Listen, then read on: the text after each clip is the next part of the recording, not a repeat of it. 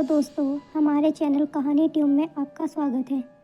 राजस्थान के रेगिस्तान के किनारे बसा था एक छोटा सा गांव, धोरापुर। दिन में ये गांव बिल्कुल आम लगता था, लेकिन जैसे ही सूरज ढलता पूरा इलाका किसी अनदेखे डर से ढक जाता। गांव के उत्तर में एक ऊंचा सा टीला था, जिसे लोग काला टीला कहते थे। कहा जाता था उस टीले में एक जिन्न रहता है, न इंसान न शैतान, बल्कि दोनों से ज़्यादा ताकतवर। गांव के बुजुर्ग कहते थे सूरज ढलने के बाद उस ओर मत जाना, वहाँ से आवाज़ें आती हैं और जो गया वो कभी पूरा वापस नहीं आया। लोग डरते थे, लेकिन डर के साथ जिज्ञासा भी थी। धौरपुर में रहता था एक नौजवान आरिफ, पढ़ा लिखा, साहसी और सवाल करने वाला। उसे इन कहानियों पर भरोसा नहीं था। उसका मानना था कि डर इंसानों की बनाई हुई चीज़ है।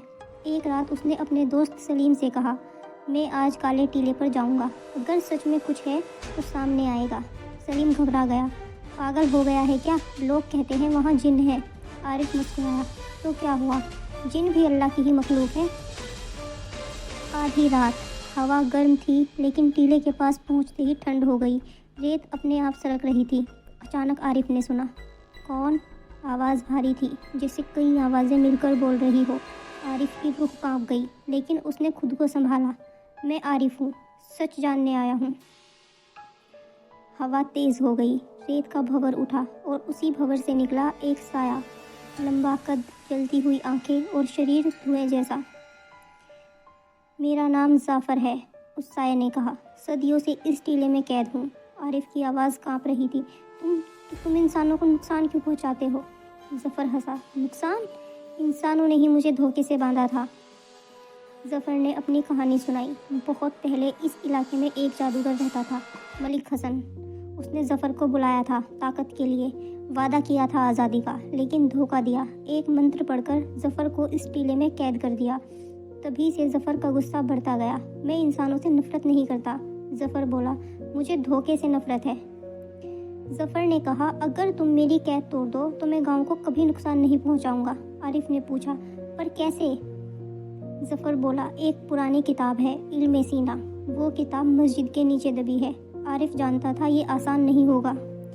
जब आरिफ ने गांव वालों को बताया तो हंगामा मच गया। ये लड़का पागल हो गया है, जिनको आज़ाद करेगा। इमाम साहब ने कहा, हर ताकत को आज़ादी नहीं दी जाती बेटा। लेकिन आरिफ को ज़फ़र की आंखों में सच्चाई दिखी थी। रात को चुपके से आरिफ मस्जिद पहुंचा। पुराने तहखाने में खुदाई की। घंटों बाद एक लोहे का संदूक मिला, उसमें थी इल्मे सीना। किताब खोलते ही हवा थम गई, दियों की लो नीली हो गई। मंत्र आसान नहीं था, 3 रातों तक पढ़ना था। हर रात जाफ़र की ताकत बढ़ती जाती। दूसरी रात गांव में अजीब घटनाएं होने लगी। दूध खट्टा हो गया, जानवर डरने लगे, लोगों को लगा जिन्न जाग रहा है।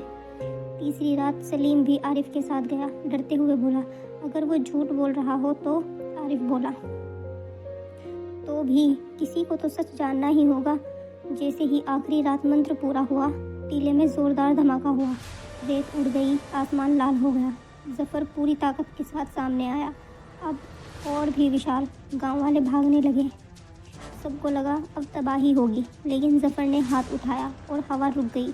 मैं वादा निभाऊंगा, उसने कहा। ये गांव अब सुरक्षित है। उसने टीले को हरा भरा बना दिया। रेगिस्तान में पानी का झरना फूट पड़ा।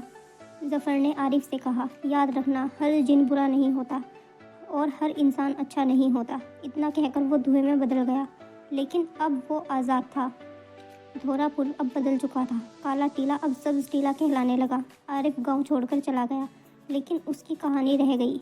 आज भी लोग कहते हैं, अगर रात में हवा अचानक ठंडी हो जाए तो समझ लेना ज़फ़र अब भी आसपास है, लेकिन अब एक रक्षक बनकर।